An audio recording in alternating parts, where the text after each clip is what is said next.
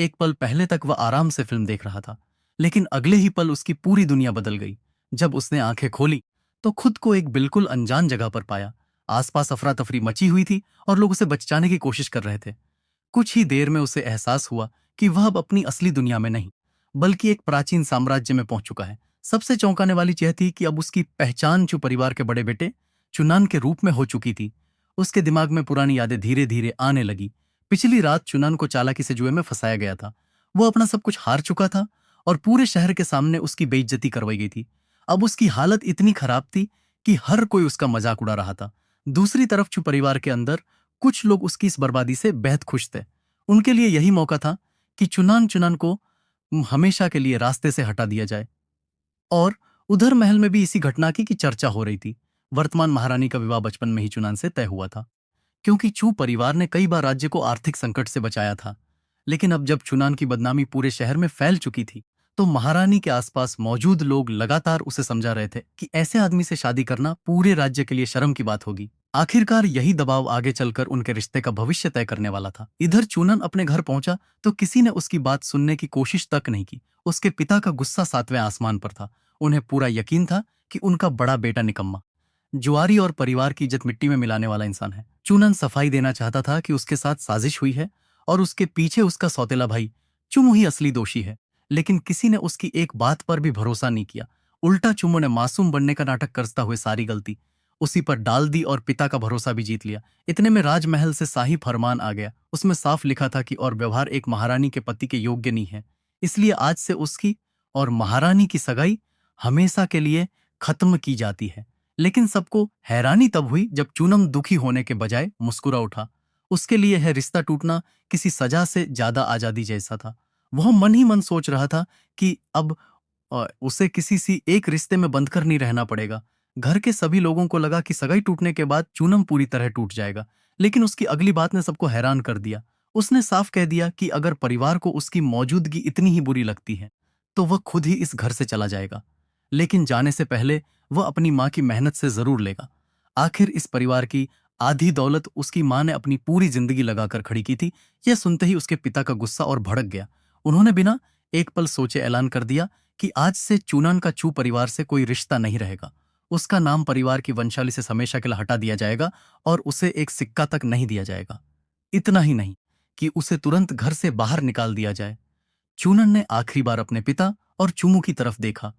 उसने ठंडे लेकिन आत्मविश्वास भरे अंदाज में कहा कि आज वे दोनों उसे बेकार समझकर घर से निकाल रहे हैं, लेकिन एक महीने के अंदर यही लोग अपने इस फैसले पर पछताएंगे। उसकी बात सुनकर पूरे घर में हंसी गूंज उठी। किसी को भी यकीन नहीं था कि एक ऐसा आदमी जिसके पास अब रहने की जगह तक नहीं बची, वह दोबारा खड़ा हो सकता है। घर से निकलते वक्त उसके साथ सिर्फ एक इंसान खड़ा था। उसका नाम श्वानेर था। वह सालों से चुनान की सेवा कर रही थी। चुनान ने उसे समझाया कि अब उसका उसके साथ रहना मुश्किल होगा। उसके पास ना पैसा है, न घर और न ही कोई सहारा। लेकिन ख्वान ने बिना जरा भी सोचे साफ कह दिया कि चाहे आगे कितनी भी मुश्किलें आए, वह अपने यंग मास्टर का साथ कभी नहीं छोड़ेगी। श्वानर की यह बात सुनकर चूनान के चेहरे पर पहली बार सच्ची मुस्कान आई। उसने मन ही मन फैसला कर लिया कि जिसने सबसे बुरे वक्त में उसका साथ नहीं छोड़ा, उसे वह एक दिन पूरे राजधानी की सबसे सम्मानित नौकरानी बनाकर दिखाएगा। दोनों शहर की सड़कों पर आगे बढ़ने लगे। रास्ते में लोग चूनान को देखकर तरह तरह की बातें कर रहे थे। कोई उसका मजाक उड़ा रहा था तो कोई उसकी हालत पर तरस खा रहा था। लेकिन चुनान ने किसी की परवाह नहीं की। उसके दिमाग में अब सिर्फ एक ही लक्ष्य था, जल्दी से पैसा कमाना और दोबारा अपनी ताकत हासिल करना। चुनर ने पूछा कि अब वे कहाँ जाएंगे। चुनन ने बिना झिझक जवाब दिया कि सबसे पहले उन्हें पैसा कमाना होगा और उसके लिए वह वहीं जाएगा जहां से उसकी बर्बादी शुरू हुई थी, जुए का अड्डा। उसके हिसाब से कारोबार शुरू करने के लिए पहली पूंजी जुटाना सबसे जरूरी था और अभी उसके पास यही सबसे तेज रास्ता था। चुनन पूरे आत्मविश्वास के साथ सीधे उसी जुए के अड्डे पर पहुंचा जहां पिछली रात उसकी पूरी जिंदगी बर्बाद हुई थी। वानर को समझ ही नहीं आ रहा था कि जिसके पास अब एक भी सिक्का नहीं बचा, वह आखिर यहां जीतने की बात कैसे कर सकता है। लेकिन चुनन के चेहरे पर जरा भी डर नहीं था। उसे पूरा भरोसा था कि इस बार हालात पहले जैसे नहीं रहेंगे। जुए के अड्डे पर पहुंचते ही वही लोग। चुनन पूरे आत्मविश्वास के साथ सीधे उसी जुए के अड्डे पर पहुंचा जहां पिछली रात उसकी पूरी जिंदगी बर्बाद हुई थी। वानर को समझ ही नहीं आ रहा था कि जिसके पास अब एक भी सिक्का नहीं बचा, वह आखिर यहां जीतने की बात कैसे कर सकता है। लेकिन चुनन के चेहरे पर जरा भी डर नहीं था। उसे पूरा भरोसा था कि इस बार हालात पहले जैसे नहीं रहेंगे। जुए के अड्डे पर पहुंचते ही वही लोग फिर उसके सामने आ गए जिन्होंने पिछली बार उसे जाल में फंसाया था। उन्हें लगा कि चूनन दोबारा आसानी से उनके हाथों लुट जाएगा। उन्होंने जानबूझकर उसे उकसाया और कहा कि अगर उसके पास पैसे नहीं हैं तो वे उसे उधार भी दे सकते हैं। उनका असली मकसद उसे फिर से कर्ज के जाल में फंसाकर हमेशा के लिए बर्बाद करना था। श्वानर ने घबराकर उसे रोकने की कोशिश की, लेकिन चूनन ने उसे भरोसा दिलाया कि इस बार सब कुछ उसके हिसाब से होगा। उसने बिना हिचकिचाए उधार के कागज पर दस्तखत कर दिए और खेल शुरू होने का इंतजार करने लगा। दूसरी तरफ उसके दुश्मन मन ही मन खुश हो रहे थे। उन्हें पूरा यकीन था कि शिकार एक बार फिर उनके जाल में फंस चुका है। खेल शुरू होते ही चूनन ने बिना किसी झिझक के अपनी पूरी रकम एक ही दांव पर लगा दी। उसकी इस हरकत से आसपास खड़े सभी लोग दंग रह गए। किसी को समझ नहीं आया कि कोई इंसान पहली बाजी में सब कुछ दांव पर कैसे लगा सकता है। लेकिन चूनन के चेहरे पर अजीब सा आत्मविश्वास था, जैसे उसे पहले से नतीजा पता हो। कुछ ही देर बाद पासे खुलस और नतीजा देखकर पूरा जुआघर सन्न रह गया। चुनन पहली ही बाजी में जीत चुका था। जुए के अड्डों के मालिक के पास नियम मानने के अलावा कोई रास्ता नहीं बचा और उसे पूरी रकम चुकानी पड़ी। देखते ही देखते चुनन के हाथ में पहले से कई गुना ज्यादा पैसा आ गया। यह देखकर उसके दुश्मनों के चेहरे उतर गए। उन्हें समझ नहीं आ रहा था कि जो आदमी पिछली रात पूरी तरह लुट गया था, वही आज इतनी आसानी से जीत कैसे गया। दूसरी तरफ चुनन ने बिना लालच दिखाए उधार की रकम तुरंत वापस कर दी और साफ कह दिया कि आज के लिए इतना ही काफी है। लेकिन सामने वाले लोग उसे इतनी आसानी से जाने देने वाले नहीं थे। उन्होंने उसे एक और बड़ी बाजी खेलने के लिए उकसाना शुरू कर दिया। जुए के अड्डे के लोगों ने देखा कि चुनान इतनी आसानी से जीत कर जा रहा है, इसलिए उन्होंने तुरंत उसे एक और बड़ी बाजी खेलने के लिए उकसाना शुरू कर दिया। इस बार दांव पहले से कहीं ज्यादा बड़ा था। उन्हें पूरा भरोसा था कि पिछली जीत सिर्फ किस्मत थी और अगली बाजी में वे उसका सारा पैसा वापस जीत लेंगे। चुनन ने उनकी चुनौती स्वीकार कर ली, लेकिन इस बार उसने एक नई शर्त रखी। उसने कहा कि खेल वही होगा, लेकिन बाजी उसकी शर्तों पर लगेगी। ये सुनकर सामने वाले लोग पहले तो चौंके, फिर उन्हें लगा कि चाहे शर्त कैसी भी हो, आखिर जीत तो उनकी ही होगी। इसलिए उन्होंने तुरंत उसकी बात मान ली। खेल शुरू हुआ और सभी की नजरें पासों पर टिक गई। कुछ ही पलों बाद फिर चूनान जीत गया। लगातार दूसरी जीत ने पूरे जुआघर का माहौल बदल दिया।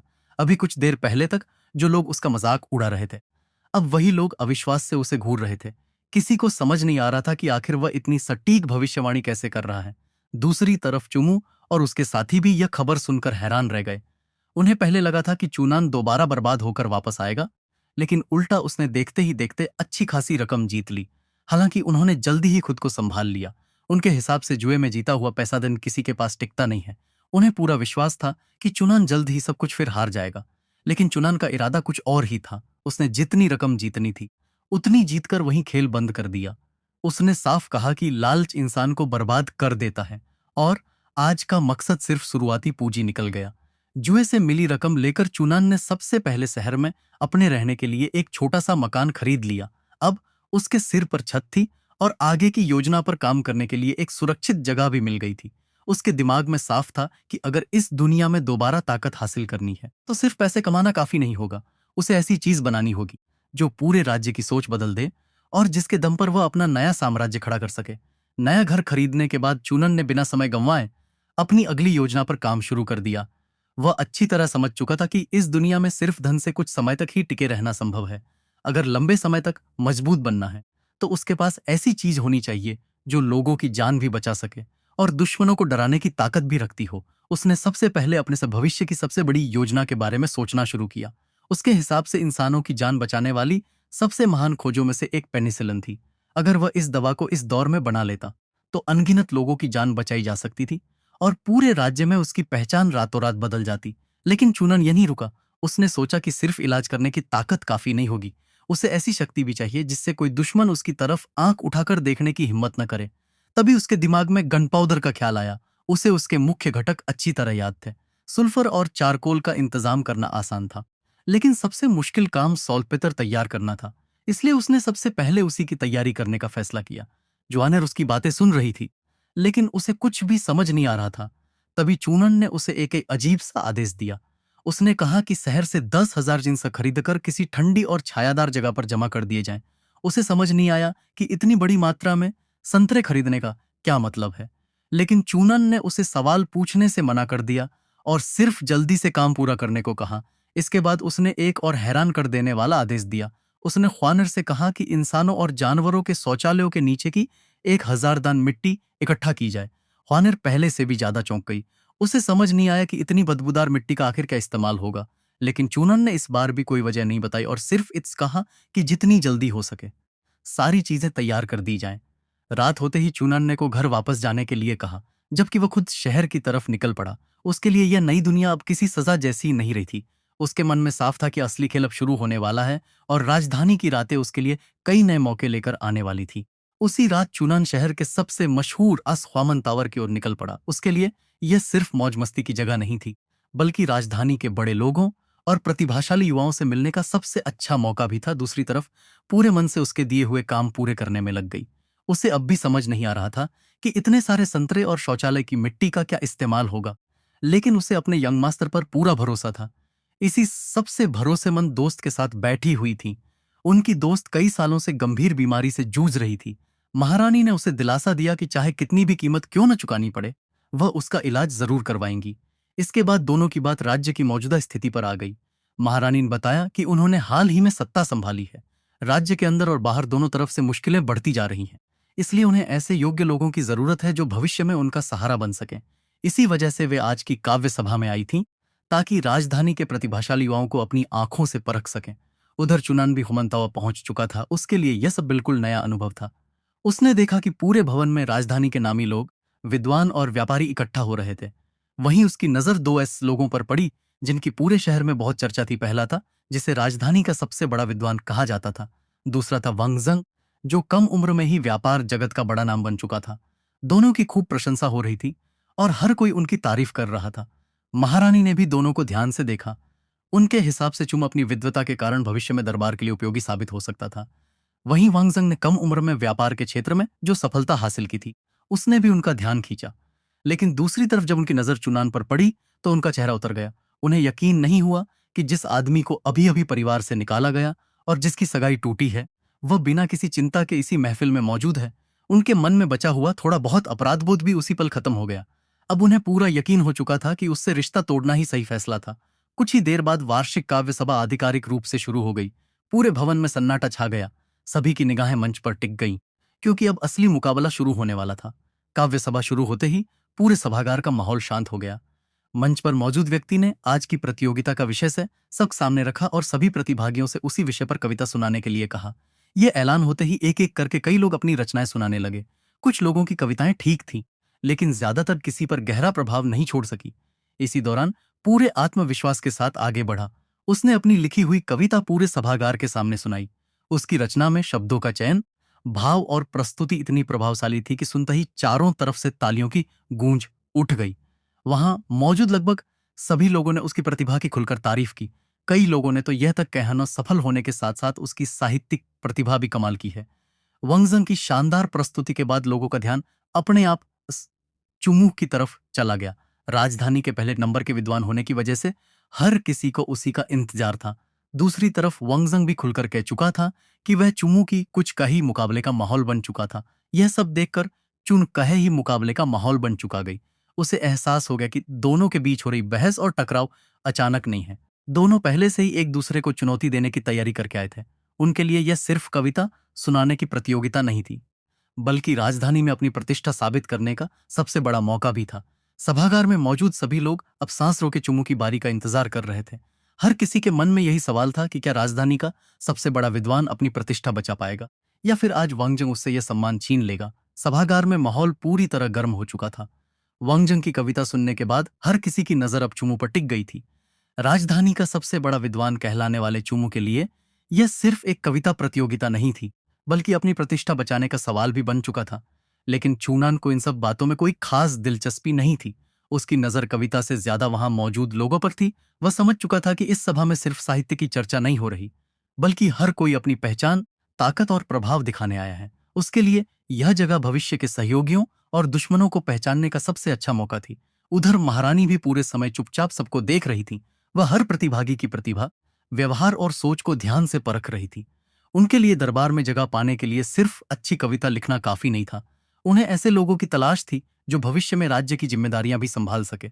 इसी दौरान चुनन महसूस किया कि सभा में मौजूद कई लोग उसकी तरफ देखकर धीमी आवाज में बातें कर रहे हैं। कुछ लोग अब भी सुबह हुई घटनाओं का मजाक उड़ा रहे थे कि परिवार से निकाले जाने के बाद भी उसमें यहां आने की हिम्मत कैसे हुई। लेकिन चूनान ने किसी की बात पर ध्यान नहीं दिया। वह पूरी तरह शांत बैठा रहा, जैसे उसे इन तानों से कोई फर्क ही नहीं पड़ता हो। अब सभी लोग चूमू की प्रस्तुति का इंतजार कर रहे थे। पूरे सभागार में सन्नाटा छा गया, क्योंकि हर किसी को उम्मीद थी कि अब सबसे प्रसिद्ध विद्वान अपनी प्रतिभा दिखाकर एक बार फिर सबका दिल जीत लेगा। कुछ देर तक दोनों पक्षों के बीच शब्दों का मुकाबला चलता रहा। वांगन ने साफ कह दिया कि राजधानी के सबसे बड़े विद्वान का सम्मान सिर्फ नाम से नहीं मिलता, बल्कि असली बयान के बाद सभा में बैठे सभी लोगों की उत्सुकता और भी बढ़ गई। अब हर कोई देखना चाहता था कि चुमू इस चुनौती का क्या जवाब देगा। चू ने पूरे आत्मविश्वास के साथ अपनी रचना सुनानी शुरू की। उसकी कविता में शब्दों की सुंदरता और भावों की गहराई साफ दिखाई दे रही थी। कविता पूरी होते ही सभा में बैठे कई लोगों ने उसकी खुलकर प्रशंसा की। उनके मुताबिक राजधानी का सबसे बड़ा विद्वान कहलाने का उसका सम्मान यूं ही नहीं मिला था। लेकिन वांगंग ने उसकी तारीफ करने के बजाय मुस्कुराकर कहा कि केवल प्रसिद्धि के सहारे कोई हमेशा सबसे बड़ा नहीं बना रह सकता।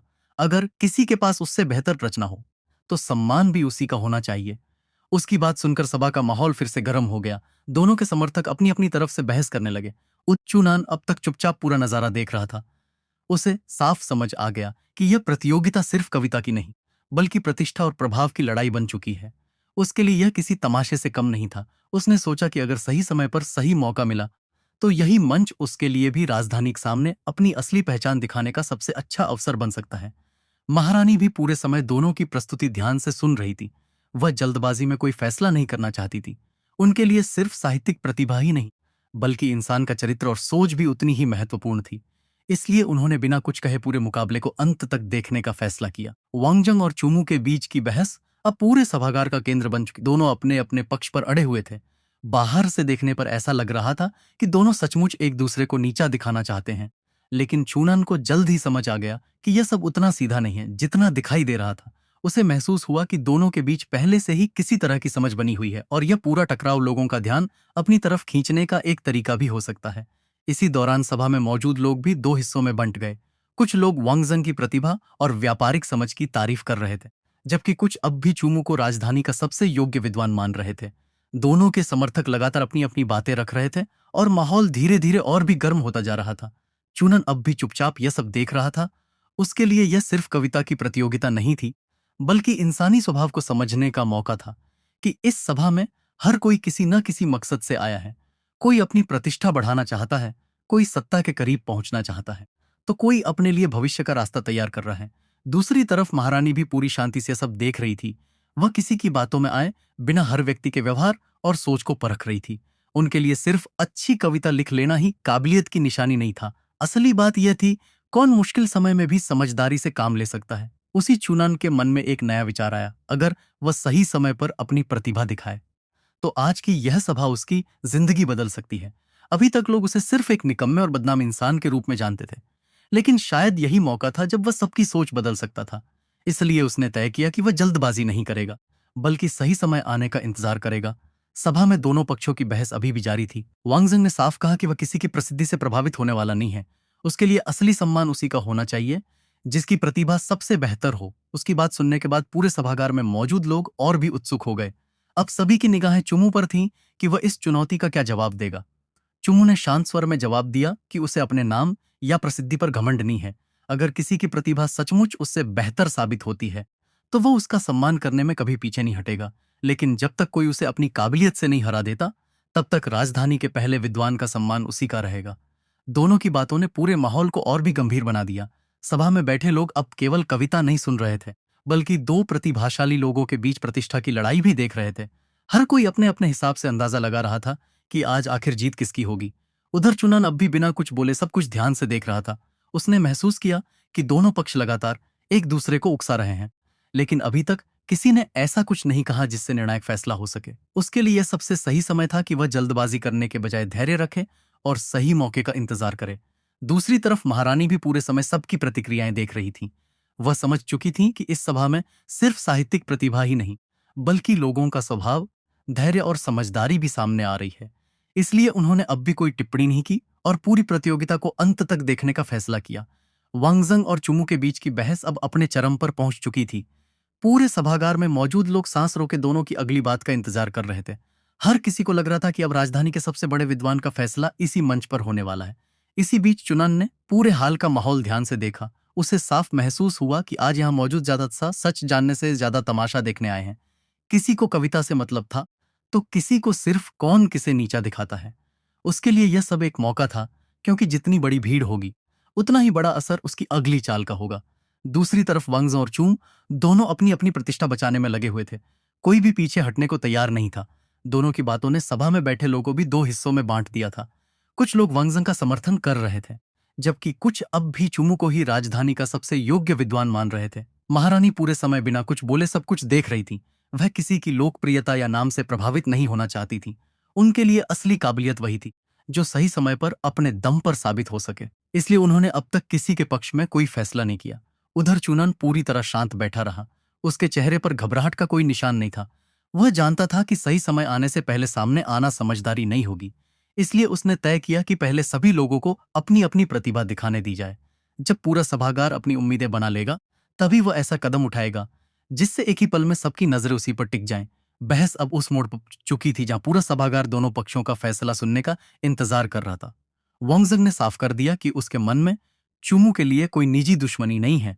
उसे सिर्फ इस बात पर आपत्ति थी कि राजधानी के पहले विद्वान का सम्मान बिना चुनौती के हमेशा एक ही व्यक्ति के पास क्यों रहे। उसके मुताबिक असली काबिलियत की पहचान खुली प्रतिस्पर्धा से ही होनी चाहिए। उसने कहा कि अगर किसी के पास सच में उससे बेहतर प्रतिभा है, लेकिन सिर्फ बातें करने से कोई पहला विद्वान नहीं बन जाता। अपनी क्षमता साबित करने के लिए मंच पर ऐसी रचना पेश करनी होगी जिसे सुनकर पूरा सभागार खुद फैसला करे।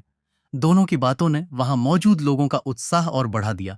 अब सभी लोग उम्मीद कर रहे थे कि आगे कुछ ऐसा होने वाला है जिससे आज की काव्य सभा यादगार बन जाएगी। हर किसी की नजर मंच पर थी और कोई भी इस मुकाबले का पल मिस नहीं करना चाहता था। दूसरी तरफ चुन अब भी पूरी शांति से बैठा हुआ था। उसने महसूस किया कि दोनों पक्ष एक दूसरे को लगातार चुनौती दे रहे हैं, लेकिन अभी तक किसी ने ऐसा कुछ पेश नहीं किया जिससे पूरा माहौल बदल जाए। उसके चेहरे पर हल्की सी मुस्कान आ गई। उसे यकीन था कि अगर वह सही समय पर आगे बढ़ा तो आज की सभा का सबसे बड़ा आकर्षण वही बनेगा। महारानी भी चुपचाप सब कुछ देख रही थी। उनके लिए सिर्फ कविता का मुकाबला नहीं था, वे हर व्यक्ति की सोच, आत्मविश्वास और व्यवहार को ध्यान से परख रही थी। उन्हें महसूस हो रहा था कि आज की इस सभा में शायद कोई ऐसा व्यक्ति सामने आएगा जो उनकी उम्मीदों से भी आगे निकल जाएगा। काव्य सभा में जब सभी लोग या मंच का विजेता चूम ही होगा, तभी अचानक चूनान आगे बढ़ गया। उसे देखकर पूरा सभागार हैरान रह गया कि राजधानी भर में बदनाम हो चुका इंसान भी कविता सुनाने की हिम्मत करेगा। कुछ लोग उसका मजाक उड़ाने लगे, तो कुछ ने उसे तुरंत नीचे उतर जाने की सलाह दी। यहां तक कि चुम भी मीठी बातें करते हुए उसे रोकने लगा ताकि वह सबके सामने और ज्यादा शर्मिंदा न हो। लेकिन चुनान ने किसी की एक नहीं सुनी। उसने साफ किया कि अगर यह सभा सच में सभी को अपनी बात कहने का मौका देती है, तो उसे भी अपनी कविता सुनाने का पूरा अधिकार है। इसके बाद पूरे सभागार में सन्नाटा छा गया। चुनन ने अपनी कविता सुनानी शुरू की। जैसे जैसे उसकी पंक्तियां आगे बढ़ती गईं, वहां मौजूद हर व्यक्ति का चेहरा बदलने लगा। शुरुआत में उसका मजाक उड़ाने वाले लोग भी अब पूरी तरह शांत होकर उसकी बात सुन रहे थे। कविता खत्म होते होते पूरा सभागार स्तब्ध रह गया। किसी को उम्मीद नहीं थी कि जिस इंसान को सब निकम्मा और आवारा समझते थे, उसके भीतर इतनी गहरी प्रतिभा छिपी होगी। सबसे पहले लोगों ने ही उसकी कविता की तारीफ करने कभी नहीं सुनी। यहां तक कि पहले उससे मुकाबला कर रहे यहां तक कि पहले उससे मुकाबला कर रहे वंगजंग ने भी खुलकर स्वीकार कर लिया कि उसकी कविता चूनन के सामने फीकी पड़ गई। दूसरी तरफ चुमू भी पूरी तरह हैरान था। उसे समझ ही नहीं आ रहा था कि चूनन जैसी बदनाम छवि वाला इंसान इतनी अद्भुत कविता कैसे लिख सकता है। कुछ लोगों ने तो यहां तक शक जताया कि शायद उसने कैसे यह कविता चुराई है, लेकिन कोई भी इसका कोई प्रमाण नहीं दे पाया। आखिर काव्य सभा की मेजबान ने घोषणा कर दी कि आज की सभा का निर्विवाद विजेता चुनन है। उसकी कविता की बराबरी वहां मौजूद कोई भी नहीं कर सकता। यह सुनते ही पूरे सभागार में एक बार फिर तालियों की गूंज उठ गई। कुछ ही देर पहले तक जिस आदमी का हर कोई मजाक उड़ा रहा था, वही अब सबकी प्रशंसा का केंद्र बन चुका था। काव्य सभा खत्म होने के बाद सभा की मेजबान ने चुनन को अकेले ऊपर बुलाया। वहां पहुंचते ही चुनन को कि शायद उसे जीत की बधाई देने के लिए बुलाया गया है, लेकिन जल्द ही उसे एहसास हुआ कि असली वजह कुछ और ही है। कमरे में पहले से एक और महिला मौजूद थी। वही महिला और कोई नहीं, बल्कि वर्तमान महारानी जोरी थी, जिनसे कुछ समय पहले उसका विवाह टूट चुका था। तो चुनन गुस्से में आ गया। उसे लगा कि उसके साथ जो कुछ भी हुआ उसकी सबसे बड़ी वजह यही महिला है। लेकिन जब उसे पता चला कि सामने खड़ी महिला वास्तव में महारानी है, तो उसने औपचारिक सम्मान जरूर दिखाया। इसके बाद उन्हें साफ कहा कि आज की कविता सुनने के बाद उन्हें महसूस हुआ है कि चुनन उतना निकम्मा इंसान नहीं है जितना लोग उसे समझते हैं। इसलिए वह उसे एक मौका देना चाहती हैं। अगर वह चाहे तो दरबार में शामिल होकर राज्य के लिए काम कर सकता है। लेकिन चूनान ने बिना किसी झिझके इस प्रस्ताव को ठुकरा दिया। उसने साफ शब्दों में कहा कि जब वह बदनाम था तब किसी ने उस पर भरोसा नहीं किया। अब जब उसकी प्रतिभा सबके सामने आ गई है तो अचानक उसे याद किया जा रहा है। उसके लिए ऐसी दया या एहसान की कोई कीमत नहीं थी। वह अपनी ताकत और पहचान खुद बनाना चाहता था, किसी की कृपा पर नहीं। उसकी बात सुनकर जोरू का चेहरा गंभीर हो गया। उन्होंने समझाने की कोशिश की कि यह मौका किसी आम इंसान को नहीं मिलता, लेकिन चूनन अपने फैसले पर अडिग रहा। उसने साफ कहा कि जो चीज इंसान अपनी मेहनत से हासिल करता है उसकी कीमत किसी की दी हुई पदवी से कहीं ज्यादा होती है। चूनन के इनकार से जोरी नाराज हो गई। उन्होंने तुरंत कि आज से चूनन को हमेशा के लिए शाही परीक्षा देने से भी वंचित कर दिया जाए, यानी अब वो भविष्य में कभी भी सरकारी अधिकारी नहीं बन सकेगा। यह फैसला सुनकर भी चूनन के चेहरे पर कोई डर नहीं था। उसने शांत स्वर में कहा कि अगर उसके लिए सभी रास्ते बंद भी कर दिए जाएं, तब भी वह अपना रास्ता खुद बनाएगा। इतना कहकर वह बिना पीछे देखे वहां से चला गया। उसके जाने के बाद जोरी ने अपने भरोसेमंद लोगों को आदेश दिया कि चूनन की हर गतिविधि पर नजर रखी जाए। वह देखना चाहती थी कि आखिर इतना आत्मविश्वास रखने वाला यह आदमी आगे क्या करने वाला है। जोरी से मुलाकात के बाद चूनन बिना रुके अपने नए काम में लग गया। दूसरी तरफ महल में उसके इंकार की चर्चा लगातार हो रही थी कि इतना बड़ा मौका मिलने के बाद भी उसने शाही दरबार में शामिल होने से साफ मना कर दिया। जोरी ने बाहर से खुद को शांत रखा, लेकिन उन्होंने मन ही मन तय कर लिया कि अब वह चूनन के हर कदम पर नजर रखेंगी। वह देखना चाहती थी कि आखिर उसके आत्मविश्वास की असली वजह क्या है। उधर चू परिवार में भी चूनन की कविता की चर्चा आग की तरह फैल चुकी थी। जब परिवार के मुखिया को पता चला कि हामन तंवर में चूनन की कविता ने पूरे राजधानी को हैरान कर दिया है और उसने चुम से भी ज्यादा नाम कमा लिया है, तो वे कुछ देर के लिए बिल्कुल चुप रह गए। उन्हें यकीन ही नहीं हो रहा था कि जिस बेटे को उन्होंने निकम्मा समझकर घर से निकाल दिया, वही अचानक राजधानी का सबसे चर्चित इंसान बन गया है। लेकिन इससे पहले कि वे कुछ और सोच पाते, एक और खबर आ गई। लोगों ने बताया कि चूनन पूरे शहर से 10,000 जिन संतरे खरीद रहा है। यह सुनकर सभी हैरान रह गए। किसी की समझ में नहीं आया कि आखिर कोई इंसान इतनी बड़ी मात्रा में संतरे खरीद कर करेगा क्या। इसी बीच दूसरी खबर ने सभी को और भी ज्यादा चौंका दिया। पता चला कि चूनन सिर्फ संतरे ही नहीं, बल्कि इंसानों और जानवरों के शौचालयों की मिट्टी भी बड़ी मात्रा में खरीद रहा है। यह सुनते ही चुप पांच छह निकाले। उन्हें लगा कि घर से निकाले जाने के बाद उसका दिमाग पूरी तरह खराब हो गया है। चू परिवार के मुखिया ने गुस्से में कहा कि चूनन पहले ही परिवार की काफी बदनामी कर चुका है और अब उसकी नई हरकतें पूरे शहर में चू परिवार का मजाक बनवा रही हैं। उन्होंने तुरंत लोगों को आदेश दिया कि चू परिवार के पुराने गड्ढों और शौचालयों की मिट्टी भी निकालकर चूनन को भेज दी जाए। उनके हिसाब से अगर वो ऐसी बेकार चीजें इकट्ठा करना चाहता है तो उसे मुफ्त में ही दे देना बेहतर है। दूसरी तरफ चूनन अपने गोदाम में सारी चीजें इकट्ठी कर चुका था। उसने ख्वानर से सारी तैयारियां पूरी करने को कहा और फिर एक बड़े बर्तन में उन चीजों को पकाना शुरू कर दिया। कुछ ही देर में पूरे इलाके में इतनी तेज बदबू फैल गई कि लोगों का वहां खड़ा रहना मुश्किल हो गया। लेकिन चूनन के चेहरे पर हल्की सी मुस्कान थी। उसे पता था कि लोग अभी उसका मजाक उड़ा रहे हैं, लेकिन बहुत जल्द यही काम उसकी सबसे बड़ी ताकत बनने वाला है। चूनान के गोदाम से उठने वाली तेज बदबू कुछ ही समय में पूरे शहर में फैल गई, यहां तक कि उसकी गंध महल तक पहुंच गई। जब जूरी को इसकी खबर मिली तो वह हैरान रह गई। उन्होंने तुरंत लोगों से पता लगाने को कहा कि आखिर चूनन कर क्या रहा है। थोड़ी ही देर बाद जवाब मिला कि वह बड़े बड़े बर्तनों में गोबर और गंदगी उबाल रहा है। यह सुनते ही जौरी को गुस्सा आ गया। उन्हें लगा कि चूनन जानबूझकर पूरे शहर का माहौल खराब कर रहा है और शायद उनसे बदला लेने की कोशिश कर रहा है। उन्होंने तुरंत वहां जाकर उसे रोकने का फैसला किया, लेकिन उसी समय महल में उत्तरी सीमा से आए दूतों के पहुंचने की सूचना मिल गई। इसलिए जौहरी को पहले उनका स्वागत करना पड़ा। बातचीत शुरू होती सामने वाले दूत ने साफ कह दिया कि दोनों राज्यों के बीच कई महीनों से चल रहे से संघर्ष को खत्म करने के लिए दासिया को भारी कीमत चुकानी होगी। उन्होंने या तो असोली 1 करोड़ चांदी की मांग रखी या फिर अस 500 जौहरी का चेहरा सख्त हो गया। उन्होंने बिना किसी जमीन छोड़ने की शर्त सामने रख दी है। सुनकर जौहरी का चेहरा सख्त हो दिया। तभी उत्तर की ओर से आए दूत ने अपने साथ लाया हुआ एक नया हथियार दिखाया। वह एक ऐसा रिपीटिंग क्रॉसबो था जो लगातार कई तीर छोड़ सकता था और जिसकी ताकत साधारण हथियारों से कहीं ज्यादा थी। उन्होंने बताया कि उनकी सेना ऐसे हजारों हथियार तैयार कर चुकी है। अगर दासिया ने उनकी शर्तें नहीं मानी तो वे इन्हीं हथियारों के साथ युद्ध शुरू कर देंगे। यह प्रदर्शन देखकर दरबार के सभी लोग चुप हो गए। जौहरी भी समझ गई कि सामने वाला पक्ष इस बार पूरी तैयारी के साथ आया है। दूत ने उन्हें सोचने के लिए 7 दिन का समय दिया और जाते जाते वही हथियार उपहार के रूप में छोड़ गया। लेकिन जाते समय उसने ताना मारते हुए यह भी कहा कि राजधानी में फैली बदबू ने पूरे शहर का माहौल खराब कर दिया है। दूतों के चले जाने के बाद जौहरी का गुस्सा और बढ़ गया। उन्हें पूरा यकीन हो गया कि इस समय चुनन की हरकतों ने राज्य प्रतिष्ठा को और भी नुकसान पहुंचाया है। दूसरी तरफ चुनन अपनी तैयारियों में पूरी तरह व्यस्त था। उसने ख्वानर को समझाया कि जिस मिट्टी को लोग बेकार समझ रहे हैं, उसी में ऐसे तत्व मौजूद हैं तैयार किया जा सकता है। यही सॉल्पीटर आगे चलकर बारूद बनाने का सबसे जरूरी हिस्सा बनेगा। इतना ही नहीं, इस प्रक्रिया के बाद बचने वाला पदार्थ खेतों के लिए बेहतरीन फर्टिलाइजर भी बन सकता है, जिससे फसलों की पैदावार कई गुना बढ़ जाएगी। च्वानेर उसकी बातें सुनकर हैरान रह गई। उसे समझ नहीं आ रहा था कि यमास्त्र को इतनी अजीब और अनोखी बातें कैसे पता है। चूनान ने मुस्कुराकर बस इतना कहा कि यह सब उसे एक दिव्य सपने में मिले ज्ञान से पता चला है। कुछ ही देर बाद उसकी मेहनत सफल हो गई और जिस चीज को तैयार करने की वह कोशिश कर रहा था, वह आखिरकार बनकर तैयार हो गई। कई दिनों की मेहनत के बाद चूर्ण आखिरकार अपने प्रयोग में सफल हो गया। लेकिन तभी बाहर से तेज आवाज आई। जौहरी खुद सैनिकों के साथ उसके घर पहुंच चुकी थी। आते ही उन्होंने चूर्ण को तुरंत यह सब बंद करने का आदेश दी। पूरी राजधानी बदबू से भर गई थी और विदेशी दूतों के सामने दशा की प्रतिष्ठा भी खराब हुई थी। लेकिन चूर्ण बिल्कुल शांत रहा। उसने साफ कहा कि वह कोई गैरकानूनी काम नहीं कर रहा है। अगर सिर्फ बदबू फैलने की वजह से उसे अपराधी माना जाएगा, तो पहले कानून में यह साबित करना होगा कि ऐसा करना सच में जुर्म है। उसकी बात सुनकर जौहरी कुछ पल के लिए चुप रह गई। वह चाहकर भी तुरंत उसे सजा नहीं दे सकती थी। इसी दौरान चुनन को पता चला कि उत्तर की सेना एक ऐसे नए हथियार का इस्तेमाल कर रही है जो लगातार कई तीर चला सकता है। इतना सुनते ही रिपीटिंग क्रॉसबो की हो रही है।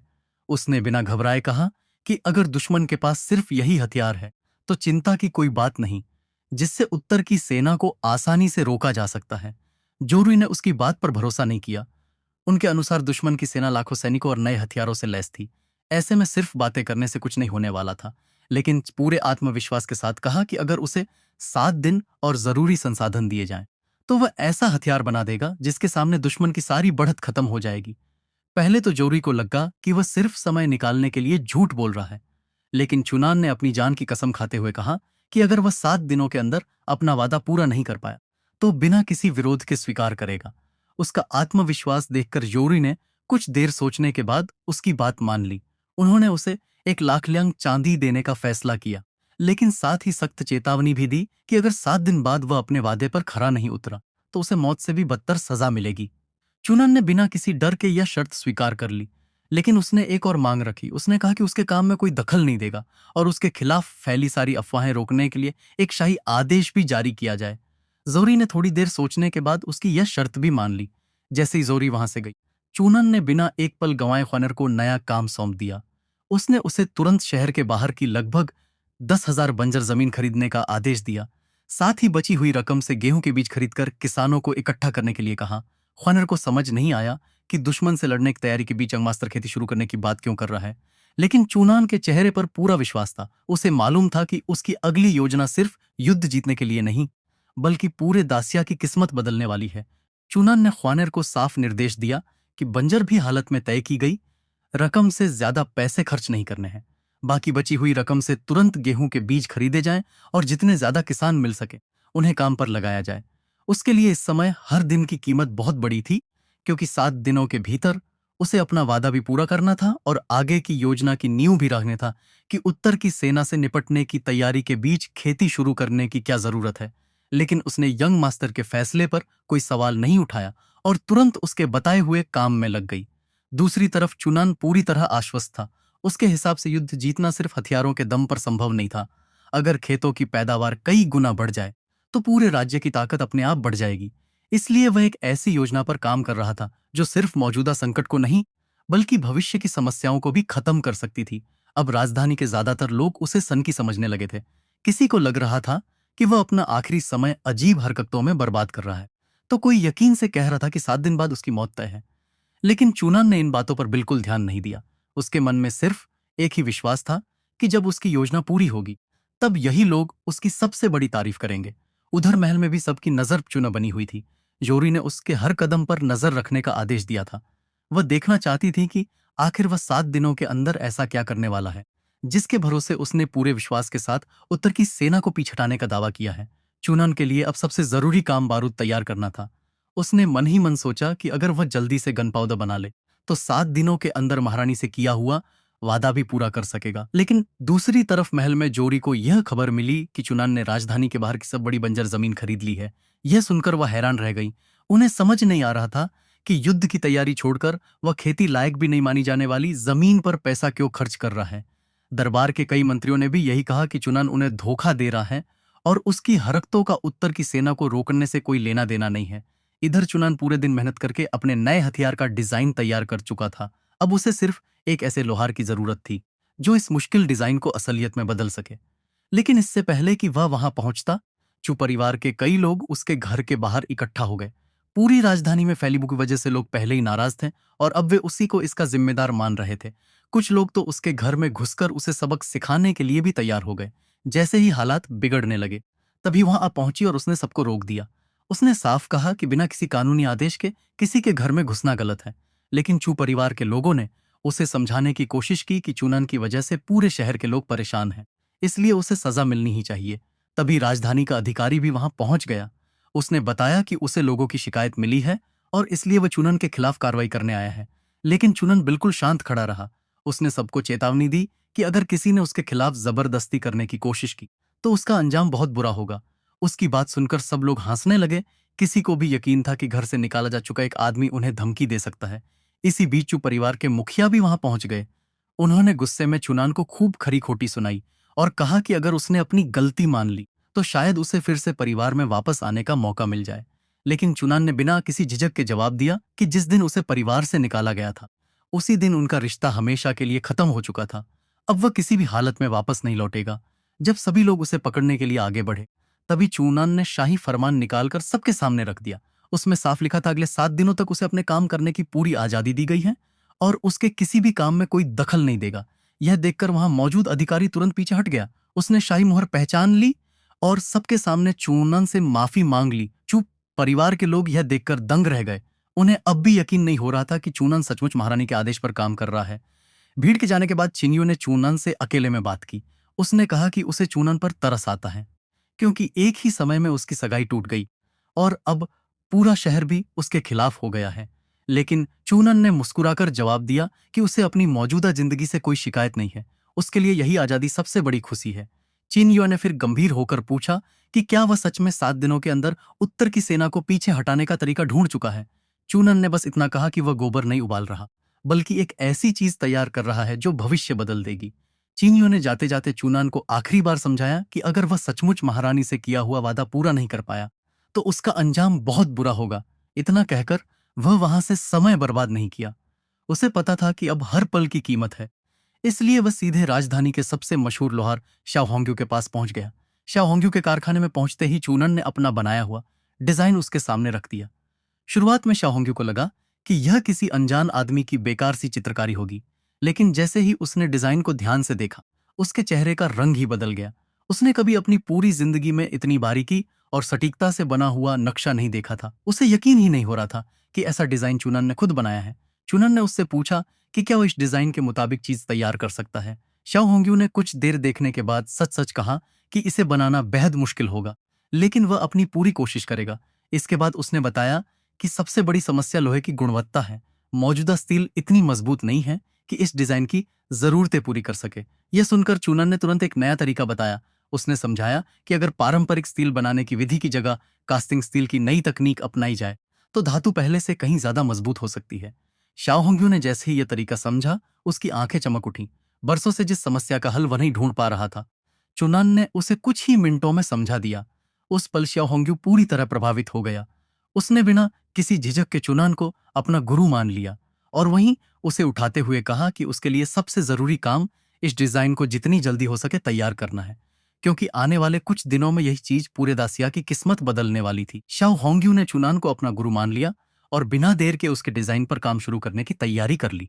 दूसरी तरफ चुनान ने भी जरूरी सामान का इंतजाम कर दिया ताकि काम में किसी तरह की रुकावट न आए। उसके लिए अब सबसे बड़ी चुनौती समय थी, क्योंकि 7 दिनों की तय सीमा लगातार कम होती जा रही थी। उधर राजधानी के दूसरे हिस्से में चू अपने भविष्य की तैयारी में लगा हुआ था।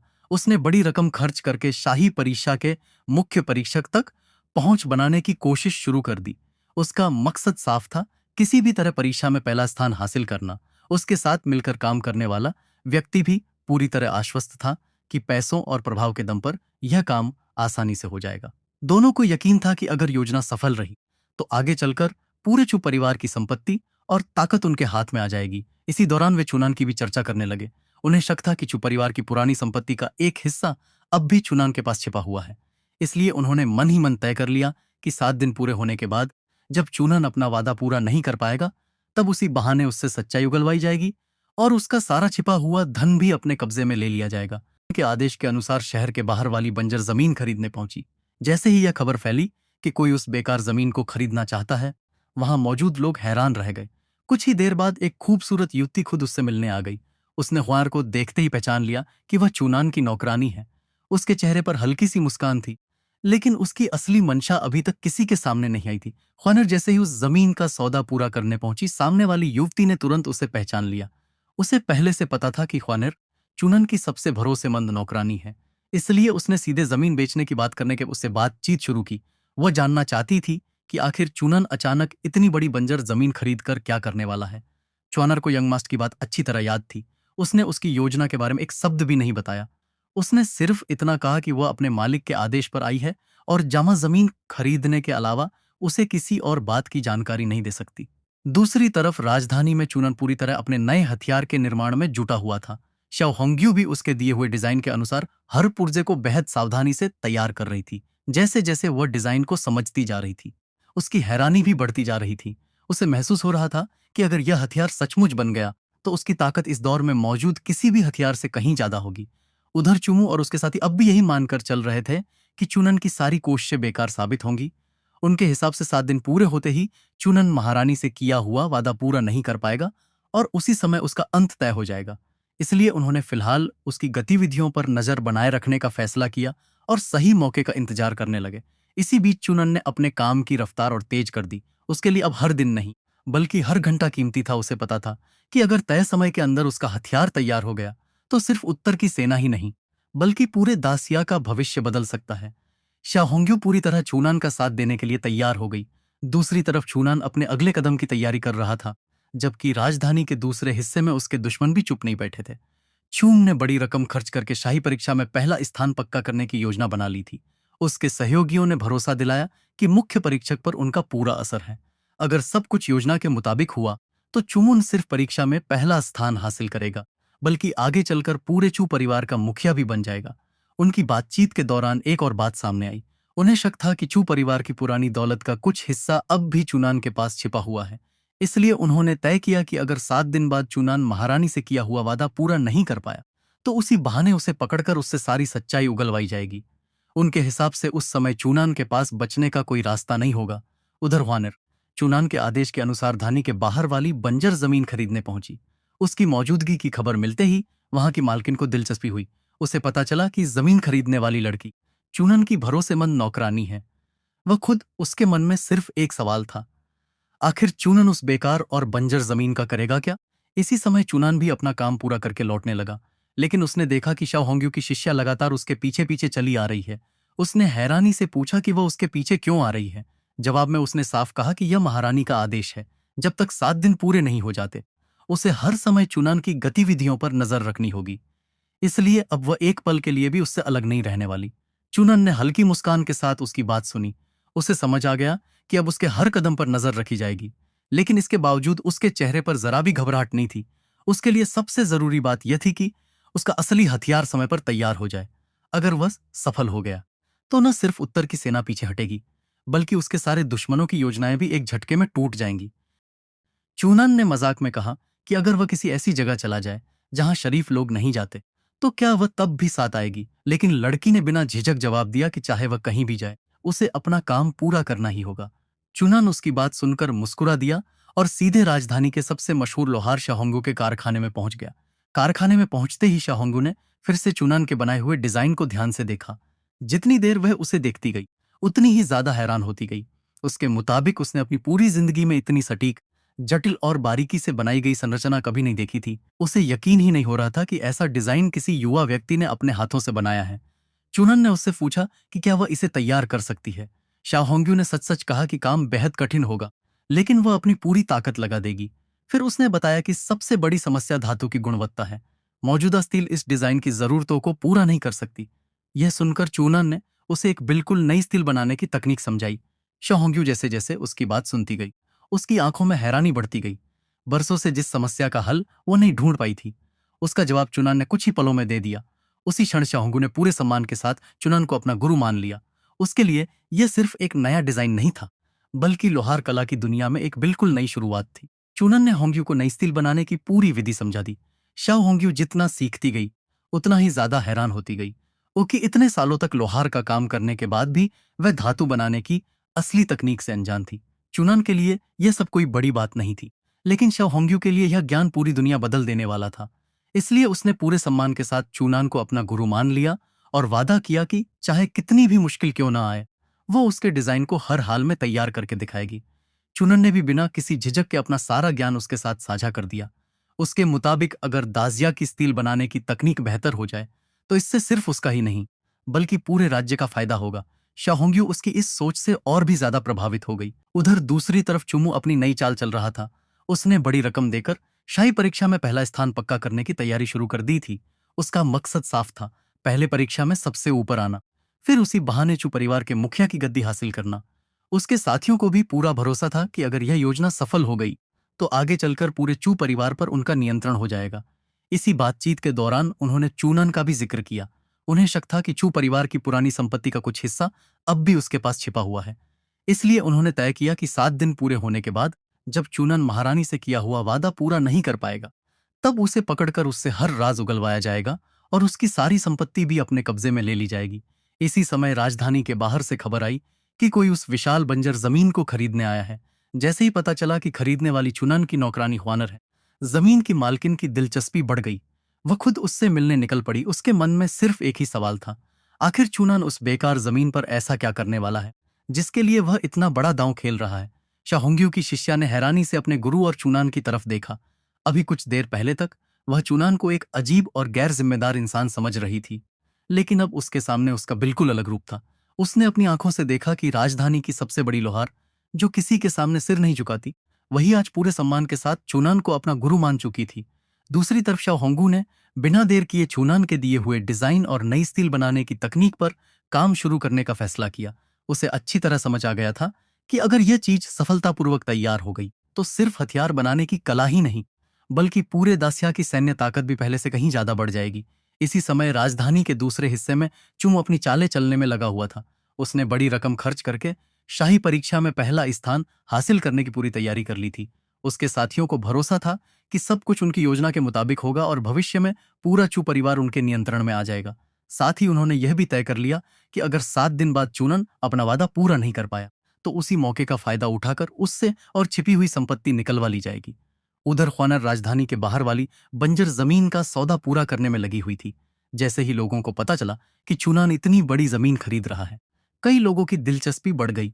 सब यही जानना चाहते थे कि आखिर वो बेकार मानी जाने वाली जमीन का इस्तेमाल किस लिए करने वाला है। दूसरी तरफ चूनन पूरी तरह शांत था। उसे अपने दुश्मनों की किसी भी योजना की परवाह नहीं थी। उसके लिए सबसे जरूरी बात यह थी कि तय समय के भीतर उसका हथियार तैयार हो जाए। उसे पूरा विश्वास था कि जिस दिन उसकी योजना पूरी होगी उसी दिन सभी लोग उसकी असली काबिलियत को पहचानने पर मजबूर हो जाएंगे।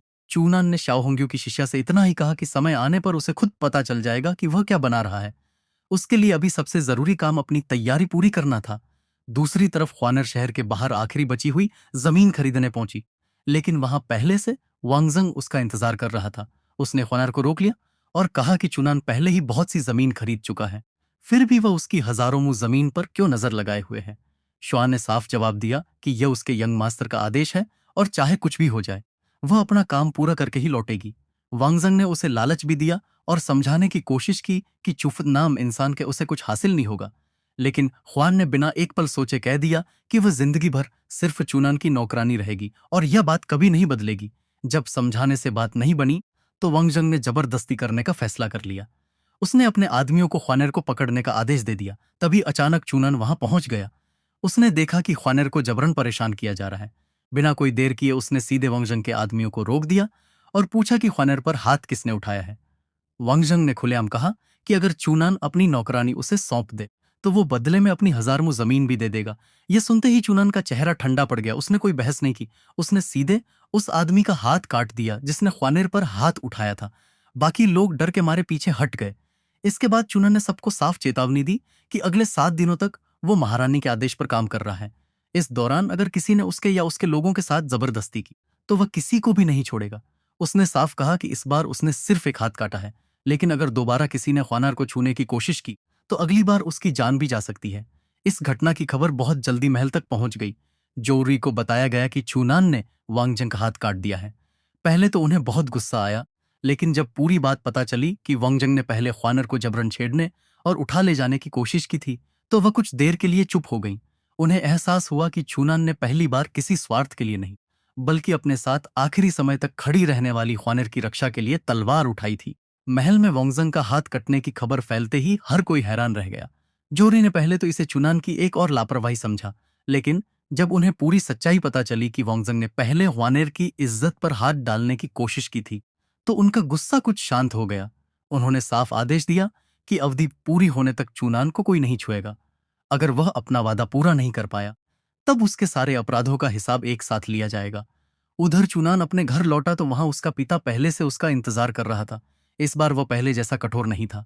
उसने चुनान को एक गुप्त रास्ता, एक पहचान की निशानी और बहुत बड़ी रकम अधिकार देने वाली वस्तु सौंप दी।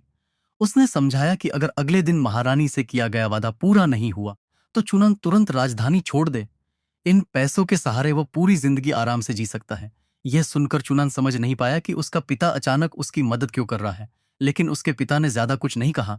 बस इतना जताया कि चाहे चुनान कितना भी नालायक क्यों न हो, वो उसे अपनी आंखों के सामने मरते हुए नहीं देख सकता। च्वानेर ने भी पूछा कि क्या अब उन्हें सच में राजधानी छोड़ देनी चाहिए, लेकिन ही चूनन मुस्कुराकर बोला कि उसकी जिंदगी अभी शुरू ही हुई है, वो भागने वालों में से नहीं है। उसने साफ कहा कि अगले दिन वो महारानी से किया हुआ अपना वादा पूरा करेगा। अगले दिन 7 दिनों दूध फिर से दरवादी पूरी हो गई। उन्होंने याद दिलाया कि समय खत्म हो चुका है और अब दासिया को अपना अंतिम जवाब देना होगा। जब सभी की नजरें जोरी पर थीं, तभी लोगों को एहसास हुआ कि चूनन अब तक दरबार में नहीं पहुंचा है, कि शायद वह डरकर राजधानी छोड़ चुका है। लेकिन ठीक उसी समय चूनन दरबार में पहुंच गया। उसने पूरे आत्मविश्वास के साथ दूतों का सामना किया। सामने रखे हुए रिपीटिंग क्रॉसबो को देखकर उसने उसकी तारीफ की, लेकिन साथ ही कहा कि उसके पास उससे भी ज्यादा ताकतवर हथियार है। उसने अपने नए हथियार को ट्रूथ नाम दिया और सबके सामने उसकी ताकत साबित करने का प्रस्ताव रखा। उसने सुझाव दिया कि दोनों पक्ष 200 कदम की दूरी से एक दूसरे पर अपने अपने हथियार चलाएं और उसी से फैसला हो जाएगा कि किसका हथियार सचमुच ज्यादा शक्तिशाली है। यह चुनौती सुनते ही पूरे दरबार में सन्नाटा छा गया, क्योंकि किसी ने भी ऐसी हिम्मत की उम्मीद नहीं की थी। पूरा दरबार चुनन की चुनौती सुनकर स्तब्ध रह गया। किसी को समझ नहीं आ रहा था कि वो आखिर किस भरोसे पर उत्तर की सेना के सबसे ताकतवर हथियार को चुनौती दे रहा है। लेकिन चुनन पूरी तरह शांत था। उसने अपने नए हथियार को हाथ में लिया और दोनों पक्षों के बीच लगभग 200 कदम की दूरी तय करवाई। उत्तर की राजकुमारी ने बिना किसी डर के अपनी रिपीटिंग क्रॉसबो उठाई और सबसे पहले हमला करने का फैसला किया। जैसे ही तीर छोड़ा गया, वह तेजी से चूनन की तरफ बढ़ा। दरबार में मौजूद कई लोगों ने घबराकर अपनी आंखें बंद कर ली, लेकिन चूनन अपनी जगह से जरा भी नहीं हिला। 200 कदम की दूरी तय करने के बाद तीर की ताकत पहले जैसी नहीं रही। वह सिर्फ चूनन को हल्की सी चोट पहुंचा पाया। चूनन मुस्कुराकर बोला कि युद्ध के मैदान में 200 कदम की दूरी पर इतनी ताकत काफी नहीं होती। अब बारी उसकी थी। उसने अपना नया हथियार उठाया और बिना किसी हिचकिचाहट के निशाना साध लिया। अगले ही पल तेज धमाके साथ गोली निकल गई। आवाज इतनी जोरदार थी कि पूरा दरबार दहल उठा। उत्तर की राजकुमारी पास खड़े सैनिक तुरंत उसकी रक्षा के लिए आगे बढ़ गए। जब धुआं छटा, तो सभी ने देखा कि गोली जानबूझकर उसके शरीर से थोड़ा हटकर चलाई गई थी। चूनान ने जानबूझकर निशाना नहीं लगाया था। उसका मकसद सिर्फ अपने हथियार की असली ताकत दिखाना था। इस एक प्रदर्शन ने पूरे दरबार की सोच बदल दी। उत्तर के दूत ने बिना देर किए स्वीकार कर लिया कि उनके रिपीटिंग क्रॉसबो की तुलना में चूनान का हथियार कहीं ज्यादा शक्तिशाली है। उसने साफ कहा कि अगर दशा इस हथियार का बड़े पैमाने पर निर्माण करने लगा, तो उत्तर की सेना के लिए युद्ध जीतना लगभग नामुमकिन हो जाएगा। इसलिए उसने तुरंत शांति वार्ता जारी रखने की इच्छा जताई। लेकिन चूनान यही नहीं रुका। उसने साफ कहा कि इस बार शांति सिर्फ कागज पर नहीं होगी। अगर दोनों राज्यों के बीच हमेशा के लिए युद्ध रोकना है, तो दोनों परिवारों के बीच ऐसा रिश्ता बनाना होगा। उसी समय उसने दोनों राज्यों के बीच वैवाहिक गठबंधन का प्रस्ताव रखा। उसकी इस बात ने पूरे दरबार को एक बार फिर हैरान कर दिया, क्योंकि किसी ने भी नहीं सोचा था कि वह युद्ध रोकने के लिए ऐसा समाधान पेश करेगा। चूनन का प्रस्ताव सुनकर पूरा दरबार कुछ पल के लिए बिल्कुल शांत हो गया। किसी ने भी नहीं सोचा था कि वह युद्ध खत्म करने के लिए ऐसा रास्ता सुझाएगा। उत्तर की राजकुमारी ने कुछ देर सोचने के बाद कहा कि उसे इस वैवाहिक गठबंधन से कोई आपत्ति नहीं है, लेकिन एक शर्त होगी। उसने साफ कहा, में जिस व्यक्ति से वह विवाह करेगी, उसका चुनाव वह खुद करेगी। जूरुई ने तुरंत उसकी बात मान ली। उन्होंने विश्वास दिलाया कि जब तक वह व्यक्ति दाशिया का नागरिक होगा, उसे अपनी पसंद चुनने की पूरी आजादी मिलेगी। लेकिन साथ ही उन्होंने यह भी शर्त रखी कि अगर यह विवाह होता है, तो शादी के बाद कम से कम 1 साल तक वापस अपने राज्य नहीं जाएगी और इस दौरान उसे एक संतान को जन्म देना होगा। तभी दोनों राज्यों का रिश्ता वास्तव में मजबूत माना जाएगा। उत्तर की राजकुमारी ने बिना झिझक यह शर्त स्वीकार कर ली। लेकिन अगले ही पल उसने जो नाम लिया, उसे सुनकर पूरा दरबार दंग रह गया। उसने सबके सामने ऐलान कर दिया कि वह दासिया में जिस व्यक्ति से विवाह करना चाहती है, वह कोई और नहीं बल्कि चूनान है। यह सुनते ही दरबार में बैठे सभी लोग एक दूसरे का चेहरा देखने लगे। जोरी भी कुछ पल के लिए पूरी तरह चुप रह गई। उन्हें बिल्कुल उम्मीद नहीं थी कि उत्तर की राजकुमारी ऐसा फैसला करेगी। कई मंत्रियों मुताबिक किसी भी राजकुमारी के योग्य नहीं थी और उसकी पुरानी हरकतें किसी भी राजकुमारी के योग्य नहीं थीं। लेकिन उत्तर की राजकुमारी अपने फैसले पर अड़ी रही। उसने साफ कहा कि यह उसका अपना निर्णय है और किसी ने उस पर कोई दबाव नहीं डाला है। किसी ने उस पर वज्र न चुकी है। इसलिए अब अपने वादे से पीछे हटना उचित नहीं होगा। इस स्थिति अब अपने वादे से पीछे हटना उचित नहीं होगा। उन्होंने अनिच्छा के बावजूद इस विवाह प्रस्ताव को स्वीकार कर लिया। उत्तर की राजकुमारी ने भी तुरंत अपने राज्य को संदेश भेजने की तैयारी शुरू कर दी, ताकि विवाह की रस्में और दहेज की व्यवस्था जल्द से जल्द की जा सके। लेकिन उसके जाने के बाद जोरू का गुस्सा फिर से बढ़ गया। उनके लिए सबसे बड़ी समस्या अब यह थी कि उत्तर की ओर से दहेज में 3 लाख युद्ध घोड़े दिए जाने वाले थे, लेकिन परंपरा के अनुसार दासिया को भी उसके बराबर की शाही भेंट देनी होगी। मौजूदा हालात में खाली खजाने के कारण इतनी बड़ी व्यवस्था करना लगभग असंभव था। ऐसे में दरबार की सारी नजरें एक बार फिर चूनन पर टिक गईं, क्योंकि यह नई मुश्किल भी कहीं न कहीं उसी की योजना का हिस्सा बन चुकी थी।